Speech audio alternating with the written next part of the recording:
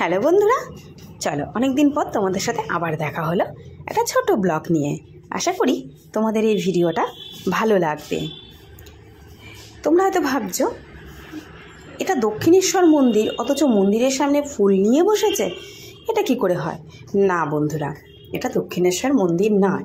আমাদের দক্ষিণেশ্বর মন্দির পুরোটাই আলাদা, কিন্তু মন্দিরটা এরা তুলে ধরেছে। এটা হচ্ছে ব্যারাকপুর মঙ্গলপাণ্ডে বা গান্ধীঘাটে যেতে যে রাস্তাটা পড়ে তার ঠিক উল্টো দিকেই আছে অন্নপূর্ণা মায়ের মন্দির।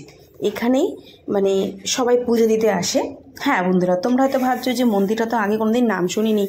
না, রিসেন্টলি এই মন্দিরটার নাম হয়েছে, খুব ফেমাসও হয়ে গেছে মন্দিরটা। আমার তো ভীষণ ভালো লেগেছে। অনেক বয়স্ক লোকরা আছে, তারপরে বাচ্চারাও খেলতে পারছে। সবচেয়ে বড় কথা খুব সুন্দর, খুব সুন্দর। আমরা বিকেলবেলা গেছিলাম, আমি, আমার বন্ধু 3 জন আর ওর 3টে বাচ্চা, 6 জন মিলে গেছিলাম। এই যে দেখতেই পাচ্ছ দুষ্টুমি করছে। তো ওরা বললো সত্যি মন্দিরটা এতটাই ভালো লেগেছে। আমি ব্যারাকপুরে থাকি, অথচ আমি জানি না এই মন্দিরটা এতটা ফেমাস হয়ে গেছে।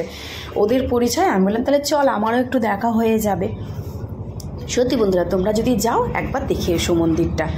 খুব জাগ্রত মা, অন্নপূর্ণা মা, অপূর্ব মায়ের মুখটা, ওখানে তুমি বসে থাকবে আর তোমার আসতে ইচ্ছা করবে না। এত সুন্দর জায়গা, অপূর্ব অপূর্ব, জাস্ট ওয়াও।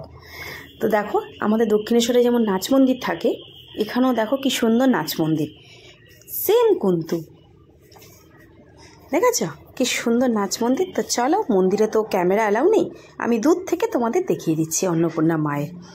এই যে মায়ের চূড়া, একদম সত্যি, আমি তো দেখে আমার বন্ধুকে বলছি, দেখেছিস আমাদের দক্ষিণেশ্বরের মায়ের মন্দিরের মতো করেছে?